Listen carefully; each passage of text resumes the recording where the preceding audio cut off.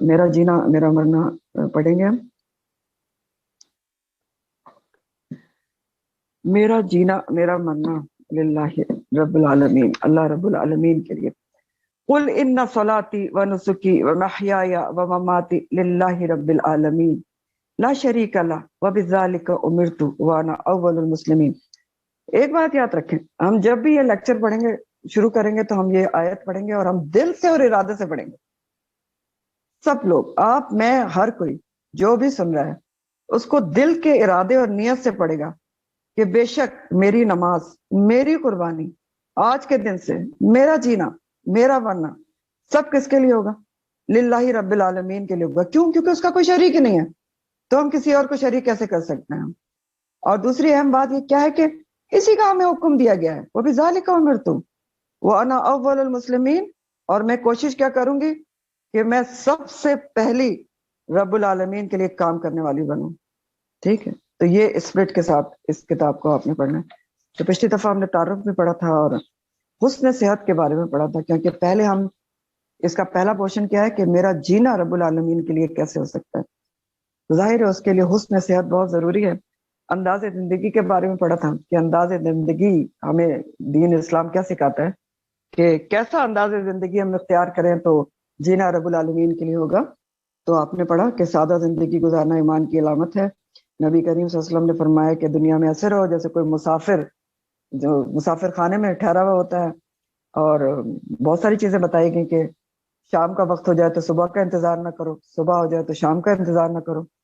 صحت کے اوقات میں بیماری کے لیے کچھ بنا لو اور زندگی میں موت کے لیے کچھ کر لو. اور بتایا تھا آپ کو کہ 5 چیزوں کو 5 چیزوں سے پہلے غنیمت سمجھنا چاہیے، جو سب سے امپورٹنٹ چیز تھی. اور وہ کیا کیا چیزیں تھیں کہ جوانی کو بڑھاپے سے پہلے، فراغت کو مصروفیت سے پہلے. دیکھیں، فراغت آپ کے پاس ہوتی ہے، خدا نہ کرے اس میں جب بھی اس کے لیے ٹوٹکا آپ کو میں نے بتایا تھا جو اللہ تعالیٰ نے بتایا، میں نے نہیں بتایا. فائزہ فرق کا فن سب وَإِلَىٰ رَبِّكَ فَارْغَب، یہ ہے ٹوٹکا.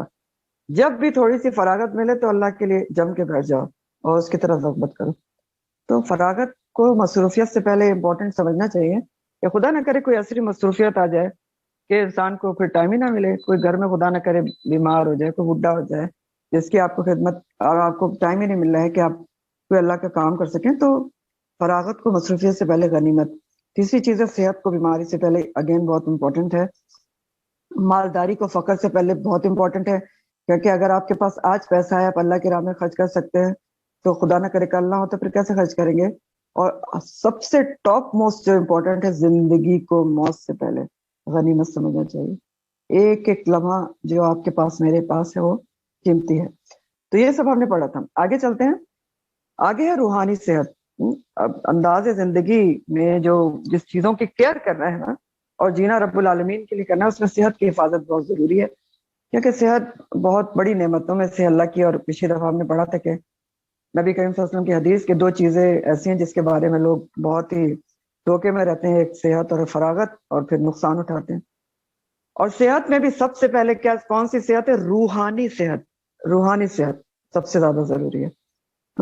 روحانی صحت کیوں؟ جسمانی صحت سے بھی زیادہ ضروری ہے، کیونکہ دیکھیں اگر روح آپ کی صحت مند ہوگی نا تو اس کا جسم پر اثر ہوگا. اور چاہے پھر آپ کا جسم کمزور ہو یا بیماری سے بھی گزر رہا ہو، جس آپ کی روح اگر صحت مند ہے تو آپ اپنے آپ کو انرجیٹک محسوس کریں گے اور آپ بہت سارے کام دنیا کر سکتے ہیں. اگر روح ہی بیمار ہو جائے تو جسم چاہے جتنا بھی تندرست ہو، آپ اس طرح سے کام نہیں کر سکتے جیسے روح کی تندرستی کے ساتھ کر سکتے ہیں. ٹھیک ہے، تو یہاں پر وہ والے فیکٹرز بتائے جائیں گے جو ہماری روح کی صحت کے لیے ضروری ہیں. ٹھیک ہے، تو روح کی صحت کے اوپر جسمانی صحت ساری انحصار کرتی ہے. یہی انہوں نے لکھا ہے کہ جسمانی صحت کا انحصار روحانی صحت پر ہے. ٹھیک، روح آپ کی صحت مند ہوگی تو آپ کا جسم بھی صحت مند ہوگا. اور یہ ایسی اہم بات ہے جس کی طرف میجورٹی سے دھیان ہی نہیں دیتی. جسمانی صحت کی طرف بہت دھیان ہے، بڑی فٹنس، بڑا یہ ڈائٹ لانا اور جم اور یہ اور وہ، سب کچھ صحیح ہے، منع نہیں ہے، کریں، لیکن ضروری کیا چیز ہے؟ یہ کیا کہہ رہی ہے آپ کی کتاب سامنے؟ جسمانی صحت کا انحصار روحانی صحت پر ہے.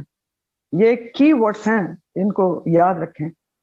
جسمانی صحت کا انحصار روحانی صحت پر ہے، اور روحانی صحت کی کنجی کیا ہے؟ اطمینان قلب ہے.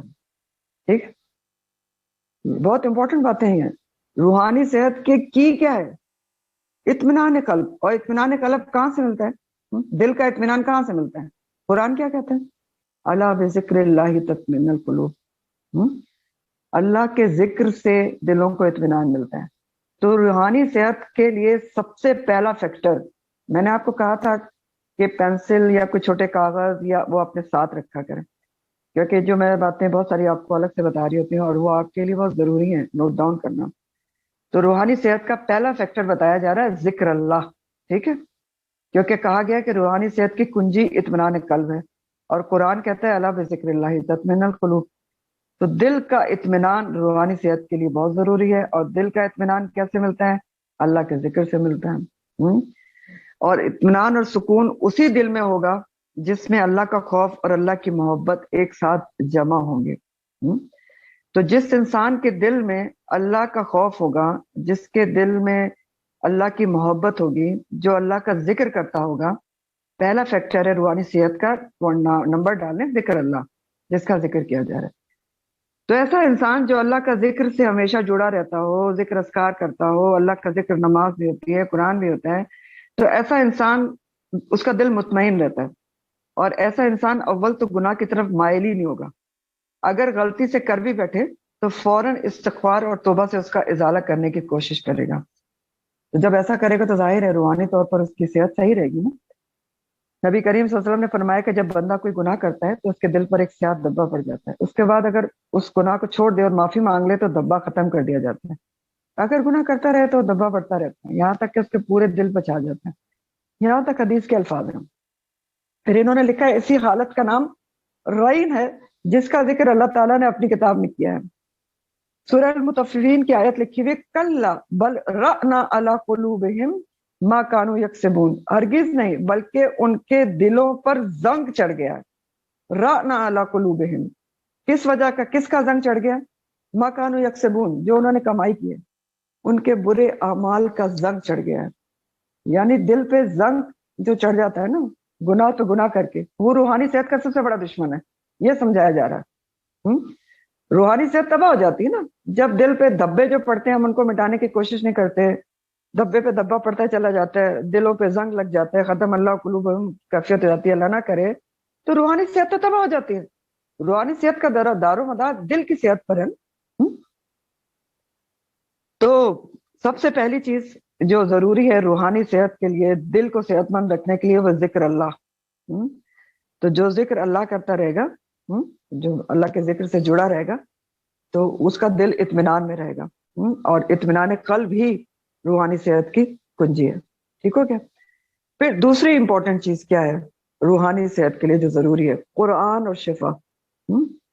سکون اور اطمینان کے لیے، روحانی صحت کے لیے قرآن شفا ہے. اور قرآن صرف روحانی صحت کے لیے شفا نہیں ہے، قرآن جسمانی روحانی ہر قسم کے بیماریوں کے لیے شفا ہے. یہ اللہ تعالیٰ نے قرآن میں کہا ہے نا. اللہ تعالیٰ کا پاکیزہ کلام قرآن مجید اپنے اندر اور بہت سے عجائبات قدرت رکھنے کے علاوہ پڑھنے والوں کے لیے، نوٹ کرے، پڑھنے والوں کے لیے جسمانی اور روحانی صحت اور بیمار کے لیے شفا کا ضامن ہے. جسمانی بھی، ٹھیک ہے، صرف روحانی نہیں ہے، جسمانی صحت کے لیے بھی شفا ہے. اور یہ تو پریکٹیکلی میں دیکھ رہی ہوں کہ قرآن شفا ہے ہر چیز کے لیے. جسمانی روحانی صحت اور بیمار کے لیے شفا کا ضامن ہے، کیونکہ اللہ تعالیٰ نے قرآن میں فرمایا وَنُنَزِّلُ مِنَ الْقُرْآنِ مَا هُوَ شِفَاءٌ وَرَحْمَةٌ لِّلْمُؤْمِنِينَ. اور ہم نے قرآن نازل کیا ہے جو تمام مومنوں کے لیے شفا اور رحمت ہے. تو پھر کیا کرنے کی ضرورت ہے کہ قرآن سے ڈیلی کا تعلق، ہمیشہ قرآن کھلا ہونا چاہیے جو آپ پڑھ رہے ہوں، ڈیلی کا تعلق. پھر دیکھیں کہ ذہنی الجھنیں اور اخلاقی بیماریاں، مثلا غصہ، حسد، جیلسی، کینہ، بدخواہی، تنگ نظری، تکبر وغیرہ روحانی صحت کی دشمن ہے. روحانی صحت کی بات کر رہے ہیں نا، ذہن میں رکھیں ٹاپک. یہ ساری چیزیں روحانی صحت کی دشمن ہے. یہ جیلسی اور غصہ اور کینہ، آپ سوچ کے دیکھیں نا، جب آپ خدا نہ کرے کسی سے پر غصہ کرتے ہیں، کسی سے حسد ہوتا ہے، کسی پر کیڑا آ رہا ہوتا ہے، کچھ بھی ہو رہا ہے، تکبر کسی کے ذہن میں پیدا ہو جاتا ہے، یہ ساری چیزیں روحانی صحت کے دشمن ہوتی ہیں نا. یہ ساری اخلاقی روحانی دل کی بیماریاں ہیں، یہ ساری جن کے نام ہیں، یہ سارے کیا ہیں؟ روحانی دل کی بیماریاں ہیں. ایک تو دل کی جسمانی بیماریاں ہوتی ہیں نا، ویلف خراب ہو گیا اور یا اس پہ انجائنا ہو گئی، نالی بند ہو گئی. ایک دل کی روحانی بیماریاں ہوتی ہیں. تو یہ ساری دل کی روحانی بیماریاں ہیں. ٹھیک ہے. غصہ، حسد، بدخواہی، تنگ نظری، تکبر. جبکہ قرآن کیا ہے؟ قرآنی تعلیمات مومن کی روح اور قلب کو خیر و خوبی کی طرف مائل کرتے ہیں. قرآن مجید پڑھنے سے کیا ہوتا ہے؟ دل میں سکون اور اطمینان اترتا چلا جاتا ہے. کیسے اترتا ہے؟ آپ قرآن میں پڑھتے ہیں کہ حسد کو کیا کہا گیا، آپ حدیث میں پڑھتے ہیں حسد کو کیا کہا گیا. اللہ تعالیٰ نے منع کیا. تکبر کے بارے میں قرآن کیا کرتا ہے؟ کہتا ہے، آپ پڑھتے ہیں کہ اللہ تعالیٰ تو پسند ہی نہیں کرتا، اللہ لا یحب المتکبرین. یہ ساری چیزیں آپ قرآن میں پڑھتے ہیں، سمجھتے ہیں، پھر اس پر آپ عمل کرتے ہیں. تو کیا ہوتا ہے؟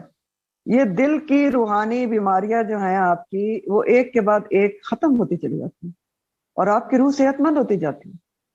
تو اس طرح قرآن آپ کے دل میں سکون اور اطمینان پیدا کرتا ہے اور بیمار جسم میں برپا بے اعتدالیاں نارمل ہوتی چلی جاتی ہیں. یہ بھی بہت امپورٹنٹ بات ہے. آپ اس کو اگر میڈیکلی بھی دیکھیں نا، تو جسم کے اندر جسمانی طور پر بہت سارے ایسے کیمیکل سیکریٹ ہوتے ہیں جب انسان ٹینس ہوتا ہے، یا جب غصے میں ہوتا ہے، یا جب کسی کے اوپر سے جیلس ہو رہا ہوتا ہے، یا تکبر کا شکار ہو کے بہت اکڑ رہا ہوتا ہے. تو کچھ ایسے ہارمونس ہیں جو ان کنڈیشنز میں ریلیز ہوتے ہیں اور وہ باڈی کے اندر ایجیٹیشن پیدا کرتے ہیں اور بہت زیادہ جو کیمیکلز باڈی کی کیمیکل کیمسٹری ہے نا، اس کو اپسیٹ کر دیتے ہیں. ٹھیک. یہ ساری مطلب ایک ساری جڑی ہوئی چیزیں ہیں. آپ روحانی طور پر اپسیٹ ہو رہے ہیں، دیکھیں نا، یہ روحانی چیزیں نا، دل اپسیٹ ہو رہا ہے، لیکن جسم پر اس کا اثر پڑ رہا ہوتا ہے. جسمانی طور پر سارے ہارمون اپسیٹ ہوتے ہیں اور جسم کے اندر کیمیکلی بے اعتدالیاں پیدا ہو جاتی ہیں. کوئی چیز اوپر چلی جاتی ہے، کوئی چیز نیچے آ جاتی ہے. ٹینشن میں شوگر ہائی ہو جاتی ہے. ٹھیک ہے. ایسا ہوتا ہے نا کہ نہیں ہوتا؟ ٹھیک ہے. غصے میں بلڈ پریشر ہائی ہو جاتا ہے، اس کی وجہ سے سارے الیکٹرولائٹ امبیلنس ہو جاتے ہیں. تو بہت کچھ ہوتا ہے. غصے میں ہارٹ اٹیک بھی ہو جاتا ہے. تو یہ کیا سب کچھ کیا ہوتا ہے؟ تو جو قرآن پڑھنے والا ہوتا ہے وہ ان سب چیزوں سے بچتا ہے نا، کیونکہ اس سے پتا ہے غصہ حرام ہے. پتا ہے نا، اس نے پڑھا ہوا ہے کہ جو مومن ہوتا ہے وہ کاظمین الغیظ ہوتا ہے. ٹھیک. تو یہ بہت امپورٹنٹ باتیں ہیں کہ جب آپ قرآن پڑھتے ہیں اور اس قرآن پر عمل کرتے ہیں نا، تو آپ کی دل کی روحانی بیماریاں ٹھیک ہوتی چلی جاتی ہیں اور بیمار جسم میں بے اعتدالیاں نارمل ہوتی چلی جاتی ہیں. اس لیے ہر روز باقاعدگی سے قرآن پاک کی تلاوت کرنے والوں کو، سمجھ کر قرآن پڑھنے والوں کو، یہاں پر یہ ایڈ کرنا، بہت کم بیمار دیکھا جاتا ہے. اب دیکھیں، اگر وہ بیمار ہوتے بھی ہیں، بیماری اور دکھی جو ہوتی ہے نا، وہ اللہ سبحانہ تعالیٰ کی طرف سے آتی ہے اور اس کی بہت ساری وجوہات ہوتی ہیں. اب آپ کہیں گے کہ قرآن پڑھنے والے تو بیمار ہم نے دیکھے ہیں، بہت قرآن پڑھا رہے ہوتے ہیں، تو وہ کیوں بیمار ہوتے ہیں؟ وہ اللہ تعالیٰ کی حکمت اور مصلحت ہے.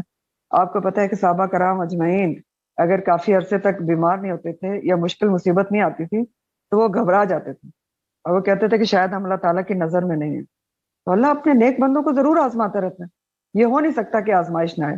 تو وہ ایک ڈفرینٹ سسٹم ہے، لیکن ایک جنرل رول یہی ہے کہ جو قرآن سے جڑے ہوئے لوگ ہوتے ہیں نا، وہ روحانی طور پر کم از کم ضرور تندرست رہتے ہیں. اور کیونکہ روحانی طور پر تندرست رہتے ہیں، اس لیے ان کے اندر ایک انرجی برقرار رہتی ہے.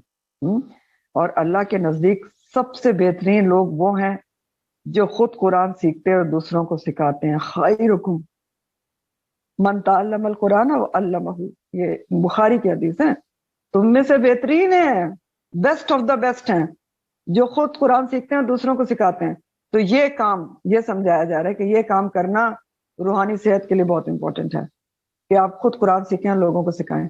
اگر آپ اپنی روح کو صحت مند رکھنا چاہتے ہیں، ٹھیک، روح کو صحت مند، اور روحی پر تو دار مدار ہے سارا آپ کی جسمانی صحت کا. روح کی صحت تو کامیابی کی ضمانت ہے. تو دو چیزیں ہو گئی، ذکر اللہ ہو گیا اور دوسری کیا ہوگی؟ قرآن کریم سے تعلق. تیسری چیز ہے نماز اور روحانی صحت. جسمانی صحت سے بھی نماز کا بہت تعلق ہے، لیکن اب ہم روحانی صحت کی بات کر رہے ہیں. 5 وقت کی نماز عبادت اور بے شمار دوسرے فوائد کے علاوہ بہترین ورزش بھی ہے. اب ساتھ ساتھ جسمانی صحت کی بھی بات ہے. اب بہترین ورزش کیسے ہے؟ آپ کو پتہ ہے نماز میں کتنی مووز آپ کرتے ہیں؟ منیمم 7 مووز ہوتی ہیں نماز کے دوران. اور یہ وہ مووز ہیں جو آج کل لیٹسٹ جتنی بھی ٹیکنالوجی چائنیز وائنیز چل رہی ہے نا، فزیو تھراپی میں یہی سب بتائی جاتی ہیں. کوئی رکوع بتایا جاتا ہے، کوئی سجدہ بتایا جاتا ہے، کوئی بتایا جاتا ہے کہ اس طرح سے آپ جو آپ کی تشہد کی پوزیشن ہے اس میں بیٹھے ہوں کمر کے لیے اچھا ہے. تو اللہ تعالیٰ نے تو بہت پہلے ہمیں بتا دیا ہے. اور اسی طرح آپ سجدے بھی ذرا کاؤنٹ کریں کہ کتنے کاؤنٹ سجدے ہم دن میں کرتے ہیں. کاؤنٹ کیجیے گا ذرا. ہر رکعت میں آپ 2 سجدے کرتے ہیں.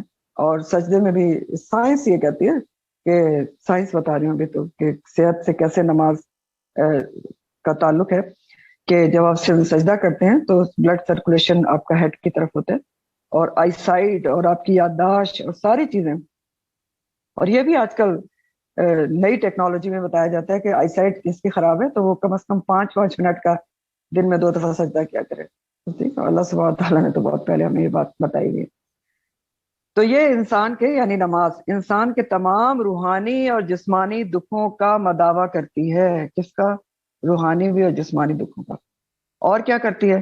بے حیائی اور بے ناشائستہ کاموں سے روکتی ہے. قرآن کہتا ہے سورہ مومن میں ان الصلاۃ تنہی عن الفحشاء والمنکر، بے شک نماز روکتی ہے بے حیائی سے اور منکرات سے. تو روحانی صحت کے لیے پھر کتنی کارآمد ہے، سوچے نا کہ نماز روک دیتی ہے آپ کو بے حیائی اور برائی سے. اور یہ آپ کو میں کئی دفعہ ایکسپلین کر چکی ہوں کہ نماز کیسے روکتی ہے بے حیائی اور برائی سے. کہ جو شخص نماز پڑھتا ہے بے حیائی اگر آپ ویسے لے لیں ظاہری طور پر، تو نمازی جو خاتون ہوگی نا وہ اپنے لباس کا ہمیشہ خیال رکھے گی کہ میں جو لباس لینے جا رہی ہوں یا سلوانے جا رہی ہوں وہ کیا ایسا لباس ہے کہ میں اس میں نماز پڑھ سکتی ہوں. کیونکہ وہ پڑھتی ہے، نماز کی عادت ہے اس کو، نماز کی اہمیت ہے اس کو. تو وہ ہمیشہ سوچے گی کہ میری آستین ہے کلائی تک کورڈ ہونا چاہیے، میرا ٹراؤزر ٹخنے کور ہونا چاہیے، میرا دوپٹہ میرے پاس ضرور ایسا ہونا چاہیے میں جہاں بھی جاؤں کہ جس سے میں بال اچھی طرح کور کر کے نماز پڑھ سکوں. تو دیکھیں نا پھر روک دیتی ہے نا. اور بھی اگر آپ اور بھی اس کو بے حیائی کے کاموں میں سے لیں تو انسان کو اللہ سے حیا آتی ہے کہ ابھی تھوڑی دیر بعد تو میں نے اللہ کے سامنے کھڑا ہونا ہے اور میں ابھی اللہ کی نافرمانی کے کام کروں. تو اس حیا میں وہ نافرمانی کے کام نہیں کرتا تو نماز تو روک دیتی ہے فحشاء سے بھی اور منکر سے بھی. اور پھر نماز روحانی طور پر کیا کرتی ہے؟ اللہ کے قرب کا عظیم ترین ذریعہ ہے نا. وہ حدیث کا مفہوم ہے کہ سجدے میں گویا انسان اپنے مالک سے سرگوشی کر رہا ہوتا ہے. اتنا مالک کے قریب ہوتا ہے کہ سمجھ لیں کہ سرگوشیوں میں بات چیت ہو رہی ہوتی ہے. یہ ہے سجدہ. تو روحانی طور پر نماز کتنی زبردست ہے ہماری روحانی صحت کے لیے. سوچیں یہ ساری چیزیں بتائی جا رہی ہیں. تو نماز کی فضیلت دیکھیے کہ رنج و غم اور دکھ و اذیت کی کیفیت سے نجات کے لیے اللہ سبحانہ تعالیٰ رہنمائی فرماتے ہیں کہ کیا کرو جب رنج ہے، غم ہے، مصیبت ہے، مشکل ہے تو کیا کرو؟ وَاسْتَعِینُوا بِالصَّبْرِ وَالصَّلَاةِ، اللہ سے صبر طلب کرو نماز کے ذریعے اور صبر کے ذریعے. اور یہی نبی کریم صلی اللہ علیہ وسلم کا طریقہ میں نظر آتا ہے. نماز اور نماز. غم میں ہے تو آپ نے نماز پڑھی، مشکل میں ہے تو نماز پڑھی، میدان بدر میں ہے تو آپ نے نماز پڑھی، سورج گرہن ہو گیا تو آپ نے نماز پڑھی، چاند گرہن ہو گیا تو آپ نے نماز پڑھی، آندھی آ گئی تو آپ نماز پڑھنے کھڑے ہو گئے. تو نماز اور نماز سب اور نماز کے ساتھ مدد مانگو. پھر نبی کریم صلی اللہ علیہ وسلم نے نماز کو اپنی آنکھوں کی ٹھنڈک قرار دیا گیا حدیث میں. آپ نے کیا کہ نماز میری آنکھوں کی ٹھنڈک. نماز کا وقت قریب ہوتا تو آپ سیدنا بلال رضی اللہ تعالیٰ عنہ کو اذان کا حکم یوں فرماتے تھے کہ اقیم الصلاۃ یا بلال ارحنا بہا، اے بلال ہمیں نماز سے راحت پہنچاؤ. یعنی کیا پتہ چلا کہ نماز راحت کا ذریعہ ہے، فلاح کا ذریعہ ہے. نماز اذان میں کیا کہتے ہیں؟ حیا علی الفلاح. اور اچھی عادات میں ہم نے پچھلی دفعہ پڑھا تھا کہ سب سے ٹاپ آف دا لسٹ اچھی عادت کیا ہے؟ نماز کی عادت. کہ نماز کی اتنی عادت انسان کو ہو جائے کہ کبھی بہت ہی مجبوری میں قضا ہو جائے تو اتنی اذیت اور محرومی کا احساس ہو کہ گویا کوئی بہت ہی قیمتی چیز کھو گئی ہے. اور یہ کیا ہے؟ یہ پہچان ہے، ایمان کی نشانی ہے. ایمان کی نشانی کیا ہے؟ یہ بھی آپ کے اور میرے لیے ایک ٹیسٹ ہے جو بتایا جا رہا ہے کہ آپ نے اور میں نے اگر اپنے ایمان کے گریڈز کو دیکھنا ہے تو دیکھیں کہ نماز کی کتنی اہمیت ہے. یہ پتہ چل جائے گا کہ نماز کی کتنی پرواہ ہے، کتنی اول وقت کی نماز ہے، کتنا خشوع و خضوع ہے، کتنا شوق ہوتا ہے یا کہ بوجھ لگتی ہے خدا نہ کرے. یہ چیزیں میں نے اور آپ نے خود فائنڈ آؤٹ کرنی ہے. پتہ چل جائے گا ایمان ہمارا کس لیول پر ہے. یہ یہاں بتایا جا رہا ہے. اور یہ جو کیفیت ہے نا کہ نماز کی جب آپ کو عادت ہو جاتی ہے تو ایسا ہوتا ہے، آپ کو بھی پتا ہوگا کہ جب آپ کو نماز سے محبت ہو جائے نا، آنکھ کی ٹھنڈک واقعی ہو جائے نا، دل کی راحت ہو جائے، تو اگر ایک وقت کی نماز ایک وقت کی بھی کسی بہت ہی ناگزیر وجہ سے قضا ہو جائے تو انسان کو اتنی کوفت ہوتی ہے، اتنا اس کو دکھ ہوتا ہے کہ اس کا دل چاہتا ہے کہ میں رو بیٹھ کے کہ یہ میری نماز کیوں چلی گئی ہے مجھ سے۔ ٹھیک؟ تو یہ کیفیت اگر پیدا ہو گئی تو سمجھ لیں آپ ایمان کے ایک اچھے لیول کے پر آ چکے ہیں۔ اور کہا یہ جا رہا ہے کہ جس قلب میں ایمان ثبت ہو تو وہ صحت مند رہتا ہے۔ اب کیا بتایا گیا کہ نماز صحت کے ساتھ اس کا بہت گہرا تعلق ہے، روحانی تعلق ہے نماز کا۔ جس نے نماز کو اتنی اہمیت دے دی کہ اس کے دل میں اتنی زیادہ نماز کی اہمیت ہو گئی کہ اگر چلی گئی تو وہ سمجھ لیں، جیسے صحابہ کرام اجمعین سے اگر کبھی ایک آدھی دفعہ ایسا ہوا ہے کہ نماز قضا ہوگی تو ایک دوسرے کو تعزیت کرتے تھے، جیسے مردہ کی تعزیت کرتے ہیں۔ تو کہہ رہے ہیں جس میں نماز کی اتنی اہمیت جس کے دل میں ہو گئی نا، تو سمجھ لیں کہ اس کے دل میں ایمان اتر چکا ہے، اس کا دل ایمان سے مزین ہو چکا ہے، وہ زینا فی قلوبہم الایمان، وہ والی کیفیت ہو چکی ہے۔ تو جیسا دل ہو جائے نا جس میں ایمان سے جو مزین ہو جائے، جس کے دل میں اتنا ایمان پیدا ہو جائے نا کہ نماز کی اتنی فکر ہو جائے، تو وہ پھر صحت مند ہی رہتا ہے۔ اور جب دل صحت مند رہتا ہے تو روح صحت مند رہتی ہے نا، ایک ہی بات ہے دل اور روح کا صحت مند رہنا۔ تو نماز کتنی ضروری چیز ہے۔ تو مختلف احادیث کے مطابق یہ آپ لکھ لیں کلیکٹیولی نماز کیا ہے، یہ مختلف احادیث کے مطابق آپ کو بتا رہا ہوں۔ آنکھوں کی ٹھنڈک ہے، دل کا سکون راحت ہے، یہ تو آپ کے سامنے بھی کہا۔ روح کا جو ہے چین ہے، یعنی روح کو تازہ رکھنے والی ہے۔ چہرے کی رونق ہے، تہجد کی نماز کے لیے کہا جاتا ہے۔ اور جسم کی راحت ہے، جسم کو راحت پہنچاتی ہے۔ دنیا کی زندگی میں نزول رحمت کا ذریعہ ہے، قبر کی ساتھی ہے، جنت کی کنجی ہے، یہ بھی حدیث میں کہا گیا ہے۔ میزان پر بہت بھاری ہوگی۔ پہلے ہی سوال نماز کے بارے میں ہوگا تو نماز پہلے ہی سوال میں کامیابی دلانے والی ہے، پہلے ہی سوال میں کامیابی دلانے والی ہے۔ اور کیا ہے، آگ سے بچاؤ کرنے والی ہے۔ یہ ساری چیزیں ہیں۔ پھر اگلی چیز ہے روحانی صحت کے لیے جو ضروری ہے، وہ کیا ہے؟ روزہ اور تزکیہ۔ سال میں ایک ماہ یعنی رمضان مبارک کے روزے رکھنے کے علاوہ بھی ہر ماہ کچھ نہ کچھ روزے رکھنا بھی طبی اور روحانی لحاظ سے بہت فائدہ مند ہے۔ ٹھیک، روزے سے انسان کے اندر روحانی طور پہ کیا ہوتا ہے؟ روحانی فائدہ کیا ہوتا ہے؟ روزے سے تقویٰ پیدا ہوتا ہے نا۔ جو اللہ تعالیٰ نے یہی تو فرمایا نا، یا ایھا الذین آمنوا کتب علیکم الصیام کما کتب علی الذین من قبلکم لعلکم تتقون۔ مومنو، تم پر روزے فرض کیے گئے اسی طرح جیسے تم سے پہلے لوگوں پر کیوں فرض کیے گئے؟ تاکہ تم متقی بن جاؤ۔ تو تقویٰ کیا ہوتا ہے؟ روحانی چیز ہوتی ہے نا، دل میں ہوتا ہے نا تقویٰ۔ نبی کریم صلی اللہ علیہ وسلم نے کہا تھا سینے کی طرف اشارہ کر کے تقویٰ ہاں ہونا، تقویٰ یہاں ہوتا ہے۔ تو تقویٰ بھی پھر ایک بہت بڑی چیز ہے نا، جو روحانی صحت کے لیے بہت ضروری ہے۔ جتنا آپ کے دل میں، ابھی آپ نے شروع میں پڑھا نا کہ جتنا انسان کے دل میں اللہ کا ڈر اور محبت ہوگی نا، اتنا ہی اس کی روحانی صحت بہترین ہوگی۔ ٹھیک، روحانی صحت بہترین ہوگی۔ اور اسی لیے آپ دیکھیں کہ بہت سارے بزرگوں کو آپ دیکھتے ہیں کہ بڑے کمزور ہوتے ہیں جسمانی طور پر، بالکل کتنے بوڑھے بوڑھے ہوتے ہیں، بہت 80 85 95 سال کے ہوتے ہیں، لیکن وہ روزے رکھ رہے ہوتے ہیں۔ تو کیوں رکھ رہے ہوتے ہیں؟ ہاں، جسمانی قوت تھوڑی ہوتی ہے، وہ تقویٰ ہوتا ہے، لعلکم تتقون، روحانی صحت کے اوپر رکھ رہے ہوتے ہیں۔ تو تقویٰ پھر روزے کے ساتھ ہے۔ تو روزہ بھی پھر روحانی صحت کے لیے بہت ضروری ہے۔ کیوں؟ کیونکہ وہ انسان کے اندر تقویٰ پیدا کرتا ہے اور روحانی صحت کو امپروو کرتا ہے۔ پھر روزہ غلطیوں اور گناہوں کا کفارہ بھی ہے۔ وہ کیسے؟ حذیفہ رضی اللہ تعالیٰ عنہ کہتے ہیں کہ میں نے نبی کریم صلی اللہ علیہ وسلم سے سنا ہے کہ آدمی کو اس کے بال بچوں اور مال اور پڑوسیوں کی وجہ سے جس فتنے میں پڑنے کا امکان ہو سکتا ہے، نماز اور روزہ اور صدقہ اس کو دور کیے دیتا ہے۔ بخاری۔ اب کیا کہا گیا؟ یہ حدیث بھی غور طلب ہے۔ آدمی کو جس بال بچوں، مال اور پڑوسیوں کی وجہ سے جس فتنے میں پڑنے کا اندیشہ ہوتا ہے، فتنے انہی وجہ سے ہوتے ہیں۔ بال بچوں کی وجہ سے انسان فتنے میں پڑتا ہے کہ نہیں پڑتا ہے؟ بال بچوں کی خواہشات اڑے آتی ہیں، رشوت لیتا ہے، غلط مینس استعمال کرتا ہے، بچوں کے کہنے کی وجہ سے اللہ کے خلاف احکامات کر رہا ہوتا ہے، تو فتنے میں پڑتا ہے نا۔ اور مال تو بہت بڑا فتنہ ہے، جتنا مال ہوگا اتنے فتنے میں پڑنے کی امکان ہوتا ہے۔ اور پڑوسیوں کی وجہ سے بھی امکان ہوتا ہے، جو ہم سمجھ نہیں پاتے کہ پڑوسیوں کی، ہم مومن ہونے کے باوجود بعض اوقات چھوٹی چھوٹی چیزوں کو ٹالریٹ نہیں کر پاتے۔ اچھا یہ کرتے ہیں، اچھا وہ کرتے ہیں، اچھا ان کا کچھ نہیں تو کہتے ہیں کہ مرغئی اذان دے کے اس نے تنگ کر دیا ہمیں۔ ہاں، تو اتنی چھوٹی چھوٹی باتوں پہ ہم پڑوسیوں کے اریٹیٹ ہو رہے ہیں، جبکہ نبی کریم صلی اللہ علیہ وسلم نے فرمایا کہ اتنے احکامات پڑوسیوں کے لیے جبرائیل علیہ السلام لے کر آئے کہ مجھے ڈر پڑ گیا تھا کہ شاید وراثت میں حصہ دے دیا جائے گا پڑوسیوں کو. تو پڑوسیوں کی وجہ سے بھی انسان آزمائش میں پڑ سکتا ہے نا, پڑ جاتا ہے. یہ پڑوسیوں نے بڑا تنگ کیا ہے, وہ یہ کرتے ہیں اور وہ کرتے ہیں. تو کہا یہ جا رہا ہے کہ آدمی ان چیزوں کی وجہ سے جن فتنوں میں پڑتا ہے, امکان ہو سکتا ہے وہ نماز, روزہ اور صدقہ اس کو دور کر دیتے ہیں, کفارہ بن جاتا ہے. یعنی ٹھیک, نماز, روزہ اور صدقہ. پھر روزے سے جب انسان کو بہت سی برائیوں سے بچنے کی توفیق حاصل ہو جاتی ہے تو نہ صرف اس کا روحانی تزکیہ ہوتا ہے بلکہ جسمانی قوت بھی حاصل ہوتی ہے.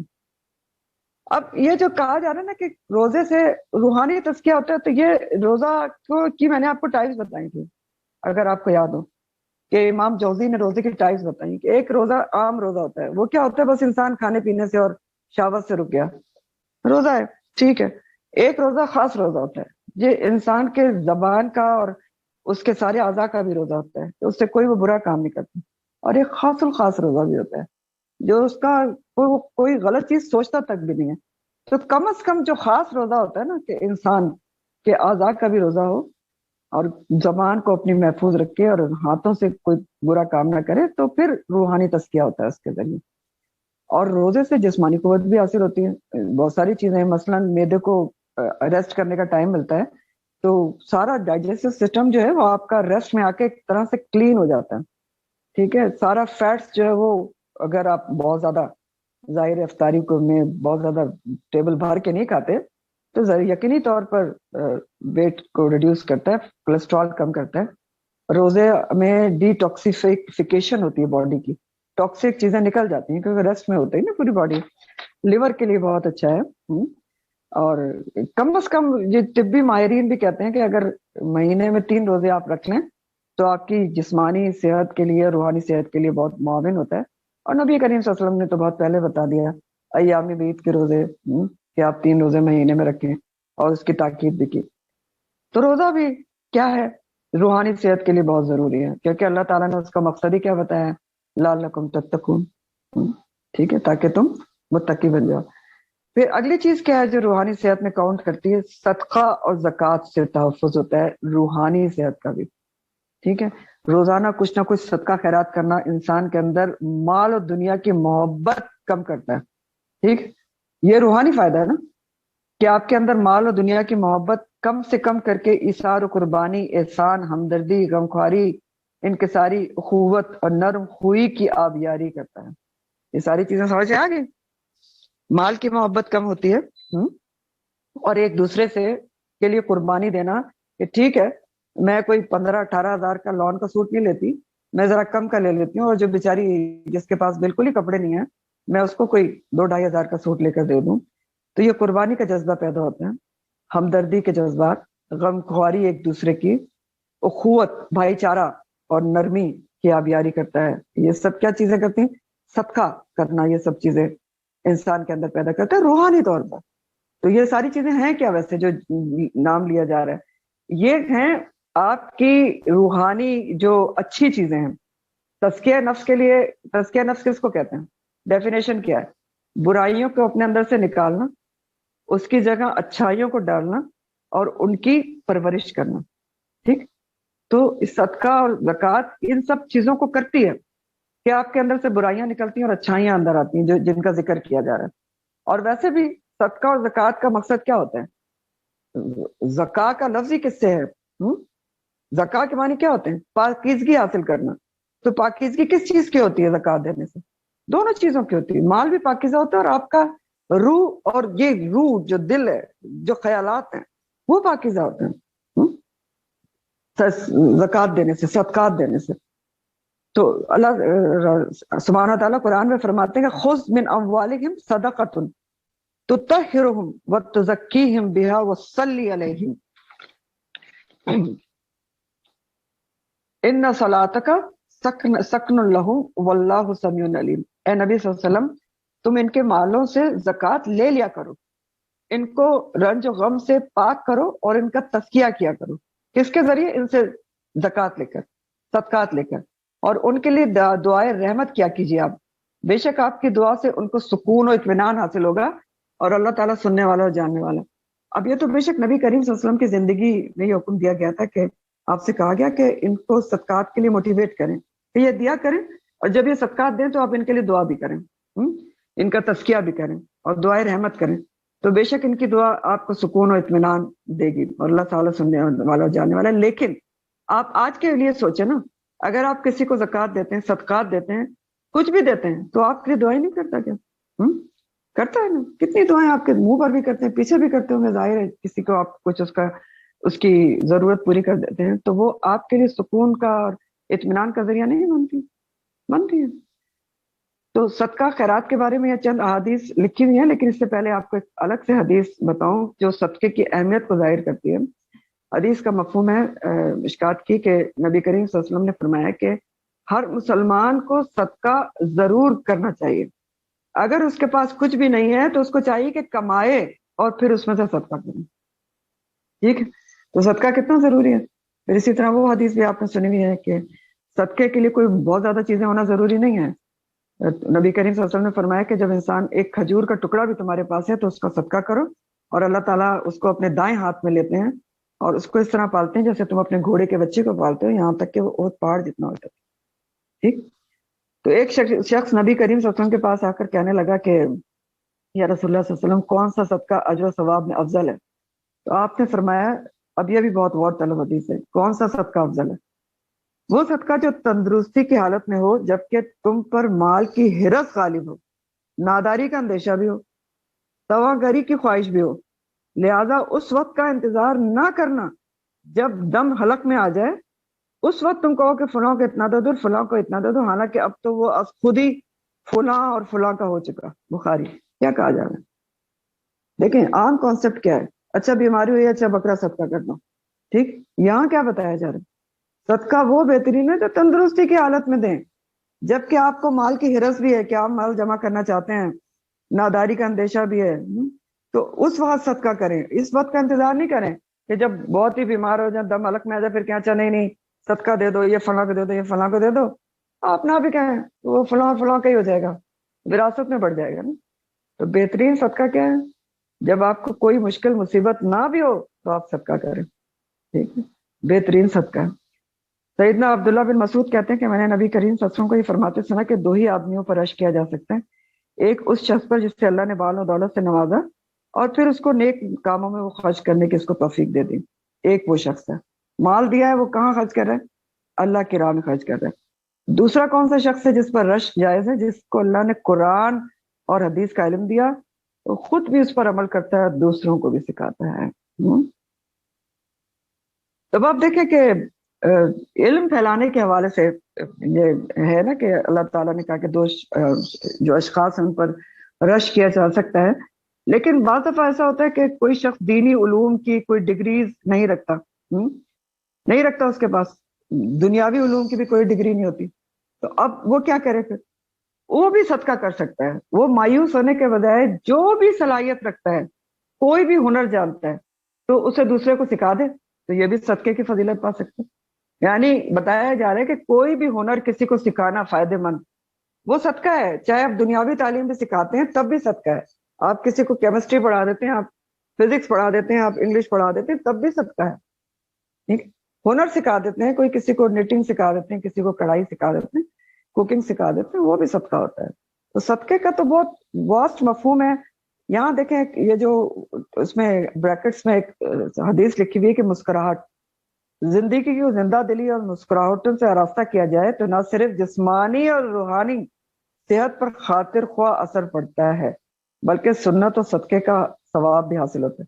اب یہ بھی بہت بڑی ٹپ ہے، بعض اوقات نا لوگ تھوڑی سی بیماری میں منہ بنا کے بیٹھے رہتے ہیں، تو منہ بنا کے کیوں بیٹھے رہتے ہیں؟ دیکھیں مسکرانے سے تو ایک تو صدقہ تو ہے ہی، روحانی فائدہ ہے، میڈیکلی بھی فائدہ ہوتا ہے، مسکرانے سے بھی آپ کے جسم میں ایک گڈ ہارمونس ریلیز ہوتے ہیں جو باڈی پر اچھا افیکٹ کرتے ہیں۔ عبداللہ بن حارث کہتے ہیں کہ میں نے نبی کریم صلی اللہ علیہ وسلم سے زیادہ مسکرانے والا کوئی شخص دیکھا ہی نہیں، اور اللہ کے رسول نے فرمایا صلی اللہ علیہ وسلم نے کہ تمہارا اپنے بھائی کے لیے مسکرا دینا بھی صدقہ ہے۔ تو صدقہ تو صرف مال سے نہیں ہوتا، بہت ساری چیزیں آپ پڑھتے ہی رہتے ہیں، راستے سے پتھر ہٹا دینا، کسی کو مدد کر دینا، کسی کی کسی چیز میں مدد کر دینا، کچھ بھی کر دینا، بہت سارے صدقے ہیں، پانی پلا دینا صدقہ ہے۔ تو صدقہ تو بہت کچھ ہے۔ تو صدقہ بہرحال روحانی صحت کے اندر بہت اہم کردار ادا کرتا ہے. رد بلا بھی تو ہے نا, آپ کو پتہ ہے, پاکیزگی پیدا کرتا ہے. اگلی چیز جو روحانی صحت کے لیے ضروری ہے وہ شکر گزاری. ٹھیک ہے, اور یہ بھی بہت ہی امپورٹنٹ پوائنٹ ہے. شکر گزاری کی عادت بھی صحت مند زندگی کے لیے بہت ضروری ہے, اور رب العالمین کے جینے کے لیے بھی بہت ضروری ہے. ٹھیک ہے, سوری, جینا رب العالمین کے لیے کرنے کے لیے شکر گزاری کی عادت اپنانا بہت ضروری ہے نا. کیا کہ انسان کی زبان بھی شکر گزار ہو, دل بھی شکر گزار ہو, اور اعضاء بھی اس کے شکر گزاری کر رہا ہوں. تو شکر گزاری کیا ہوتی ہے کہ صحت ہو یا بیماری ہو, خوشی ہو یا غم ہو, نفع ہو یا نقصان ہو, غرض زندگی کے ہر اتار چڑھاؤ میں اللہ کا شکر ادا کرنے کی عادت اللہ تعالیٰ کو بہت پسند ہے. اب یہ کیسے ہو, ہمیں تو ذرا سی تکلیف ہوتی ہے تو ہم کدھر, ہم تو کہتے ہیں یہ لو ہمارے ساتھ کیوں ہو گیا. شکر گزاری کیسے کریں؟ تو دیکھیں, شکر گزاری نا ڈھونڈنی ہوتی ہے, آپ کو خود ڈھونڈنی ہوتی ہے, اور یہ ایک پورا ایٹیٹیوڈ ہوتا ہے. اور میں یہ بات بھی آپ کو بہت دفعہ بتاتی ہوں کیونکہ میں نے یہ خود چیز سیکھی ہے, اور الحمدللہ جب آپ ڈھونڈتے ہیں تو آپ کو بہت بڑی مشکل میں سے بھی شکر گزاری آپ کو نظر آ جاتی ہے. آپ ڈھونڈ کے دیکھیں نا, آپ کو نظر آ جاتی ہے. تو یہ ایک ایٹیٹیوڈ ہوتا ہے شکر گزاری. فار ایگزامپل ایک چھوٹی سی بات ہے, ہم اتنے زیادہ پریشان ہوتے ہیں, بہت ہی کام والی نے تنگ کیا ہوا ہے, گھر گندا پڑا ہوا ہے, آتی نہیں ہے, بڑی مصیبت ہو گئی تو بہت ہی جان عذاب کر دیا, اتنا بڑا جملہ بول دیتے ہیں, کام والی نے جان عذاب کر دی. آپ یہ سوچے نا کہ آپ کو اتنا بڑا گھر اللہ نے دیا, یہ پہلے شکر گزاری ہے. گھر ہے تو گندا ہے, کوئی جھوپڑی دی ہوتی تو پھر کیا ہوتا ہے, ایک ہی جھوپڑی تھی, تھوڑی سی جھاڑو لگا کے بیٹھ جاتے آرام سے. یہ ہوتی شکر گزاری, ڈھونڈنا ہوتی. یہ شکر گزاری کی ایک آپ کو میں نے چھوٹی سی مثال بتاتی, یہ ہم ناشکرے ہو جاتے ہیں 1 منٹ کے اندر. تو اسی طرح بہت ساری چیزیں ہوتی ہیں جس میں انسان شکر گزاری ڈھونڈ سکتا ہے, لیکن یہ ایک پورا ایٹیٹیوڈ ہوتا ہے جو انسان خود ڈیولپ کرتا ہے کہ وہ ہر چیز میں نفع نقصان, صحت بیماری, خوشی, ہر چیز میں, زندگی کے ہر اتار چڑھاؤ میں اللہ کی شکر گزاری کا پوائنٹ ڈھونڈ لے. اب میں اپنا ذکر یہاں پر ہرگز بھی نہیں کروں گا کہ میں کیسے ڈھونڈتی ہوں, کیونکہ پھر وہ غلط بات ہو جاتی ہے, لیکن ڈھونڈنا چاہیے اور ڈھونڈ لیتا ہے آدمی. ٹھیک ہے, تو بہرحال چلیں چھوٹی سی بات آپ کو بتاتی ہوں, شاید اس سے کوئی آپ کو اس بات کیا پتہ چل سکے کہ ہم نے بھی سیکھا ہی ہے, کوئی فرشتے نہیں ہوتے, پڑھ کے ہی سیکھا ہے. الحمدللہ یہ جو کتاب ہے وہ میں تیسری دفعہ آپ کو خود پڑھی ہے, پھر پڑھائی ہے, اب پڑھانے جا رہا ہوں. شکر گزاری قرآن میں بھی تو بہت زیادہ ہے نا. اللہ تعالیٰ قرآن میں کیا کہتے ہیں, فَاذْكُرُونِي أَذْكُرْكُمْ وَاشْكُرُوا لِي وَلَا تَكْفُرُونَ. بس تم میرا ذکر کرو, میں تمہیں یاد رکھوں گا, میری شکر گزاری کرو, نہ شکری نہ کرو. تو اب دیکھیں 1.5 سال پہلے آپ لوگوں نے سنا ہوگا کہ سرجری وجری ہوئی فلانے لنگ کی. تو ہوا کیا تھا, میرے پیٹ میں تکلیف ہوئی تھی صرف, اور اس کے لیے اسکین ہوئی تھی, پیٹ کی اسکین ہوئی تھی, لنگ کا اس سے کوئی تعلق نہیں تھا. ٹھیک ہے, اب کیا ہوا کہ پتہ نہیں اللہ نے ہاتھ پکڑ کے اس لنگ کے تھوڑے سے پورشن کو ایکسپوز کرا دیا. لنگ کا ٹیسٹ تھا ہی نہیں وہ, اور اس میں کوئی اسپاٹ آیا جس کو پک اپ کر لیا گیا اور الحمدللہ اس کو نکال دیا گیا. تو اب یہ شکر گزاری کی بات نہیں ہے کیا کہ میں اس پر ہوتی رہتی بیٹھ کے کہ نہیں یہ میرے ساتھ کیوں ہوا اور میرا آپریشن کیوں ہوا. یہ شکر گزاری تھی جو ڈھونڈ لی میں نے الحمدللہ اللہ کے فضل سے. تو شکر گزاری آپ کو ڈھونڈنی پڑتی ہے ہر جگہ پہ. یہ صرف میں نے آپ کو اس لیے یہ بات بتائی ہے, ایک مثال بتائی ہے. پھر شکر گزاری کیا ہوتی ہے وہ نبی کریم صلی اللہ علیہ وسلم کی حدیث سے آپ سیکھیں. حضرت عائشہ رضی اللہ تعالیٰ عنہ کہتی ہیں کہ آپ ساری رات نماز پڑھتے تھے اور آپ کے پاؤں سوج جاتے تھے. تو میں نے ایک دن کہا کہ آپ صلی اللہ علیہ وسلم کیوں اتنی عبادت کرتے ہیں, آپ کے تو اگلے پچھلے گناہ اللہ نے معاف کر دیے. تو آپ نے کہا کہ عائشہ کیا میں اللہ کا شکر گزار بندہ نہ بنوں. تو پھر شکر گزاری میں عبادات بھی آتی ہیں, اور شکر گزاری پر انعام کی خوشخبری اللہ تعالیٰ نے ان الفاظ میں دی کہ ان شکرتم لازیدنکم, اگر تم شکر کرو گے تو یقیناً میں تمہیں اور زیادہ نعمتیں دوں گا. اور اسی طرح پھر دیکھیں شکر گزار انسان کو اللہ تعالیٰ اضافی نعمت دیتے ہیں. کیسے نوازا جاتا ہے کہ وہ نعمتوں کی کمی بیشی پر کبھی بے سکون اور بے چین نہیں ہوتا. تو لازیدنکم ہو جاتا ہے نا, کم از کم اس طرح تو ہو ہی جاتا ہے, مادی طور پہ بھی دیتے ہیں. لیکن جو شکر گزار دل ہے نا کہ وہ اس کو اللہ تعالیٰ نے چاہے مشکل میں ڈالا ہے, اس نے شکر گزاری اس میں سے ڈھونڈ لی, صبر کر لیا, تو وہ بے چین نہیں ہوگا, وہ انزائٹی ڈپریشن میں نہیں جائے گا. اور یہ تو بہت مشہور بات ہے کہ مومن کے ایمان کی پرواز 2 پروں سے ہی ہوتی ہے, صبر ہے اور شکر ہے. تو آپ کو پتہ ہے نا کہ ایک بہت خوبصورت حدیث ہے جو یہاں پر نہیں, آپ نوٹ کر لیں کہ مجھے اس کا ریفرنس نہیں یاد لیکن ہے اوتھینٹک حدیث میں, اور موسٹ پروبیبلی اس کی مسلم ہی کی ہے کہ نبی کریم صلی اللہ علیہ وسلم فرماتے کہ مومن کا معاملہ بھی بڑا عجیب ہی ہے. مومن کا معاملہ عجیب ہے کہ اس کو کوئی مشکل مصیبت پہنچتی ہے تو صبر کرتا ہے اور اجر کماتا ہے, اور اس کو کوئی چیز ملتی ہے تو شکر کرتا ہے اور اجر کماتا ہے. تو مومن کا معاملہ تو عجیب ہی ہو گیا نا. ہاں, چاہے اس سے کچھ جاتا ہے تو صبر کرتا ہے تب بھی اجر کماتا ہے, کچھ ملتا ہے تب بھی وہ شکر کرتا ہے اجر کماتا ہے. تو اللہ تعالیٰ نے کیا ہمیں طریقہ بتایا ہے کہ کیا کریں, ہم کیسے زندگی گزاریں. اچھے حال میں الحمدللہ اور مشکل حالات میں الحمدللہ اللہ کل حال کہنا روحانی صحت کے لیے بہترین نسخہ ہے. الحمدللہ اللہ کل حال کے کیا مطلب ہوتے ہیں کہ میں راضی ہوں, الحمدللہ شکر اللہ کا ہر حال میں. تو یہ ہے, اگر آپ یہ کہیں گے تو آپ کو لازمی طور پر آپ نے شکر ادا کر دیا اور آپ کو سکون. اب ایک اور آخری پوائنٹ ہے جو یہاں پر نہیں لکھا لیکن آپ نوٹ کریں گے اور بہت امپورٹنٹ پوائنٹ ہے روحانی صحت کے لیے. وہ کیا ہے؟ وہ ہے دین کی تبلیغ, دین کی دعوت و تبلیغ جو انسان کو تر و تازہ رکھتی ہے. دین کی دعوت و تبلیغ, کیونکہ نبی کریم صلی اللہ علیہ وسلم کی حدیث کا مفہوم کیا ہے کہ اگر مجھ سے ایک آیت بھی سنو تو آگے پہنچاؤ, اور دوسری حدیث کیا ہے کہ جو مجھ سے بات سن کر آگے اللہ تعالیٰ اس شخص کو تر و تازہ رکھے جو مجھ سے بات سن کر اس کو آگے پہنچائے. تو دین کی تبلیغ کیا کرتی ہے؟ انسان کو روحانی طور پر تر و تازہ رکھتی. تو آج یہیں تک پڑھیں گے. وآخر دعوانا الحمدللہ رب العالمین. سبحانک اللہم و بحمدک نشہد ان لا الہ الا انت نستغفرک ونتوب الیک. سبحان ربک رب العزۃ عما یصفون وسلام علی المرسلین والحمد للہ رب العالمین. ربنا تقبل منا انک انت السمیع العلیم وتب علینا انک انت التواب الرحیم. آمین یا رب العالمین. السلام علیکم ورحمۃ اللہ وبرکاتہ.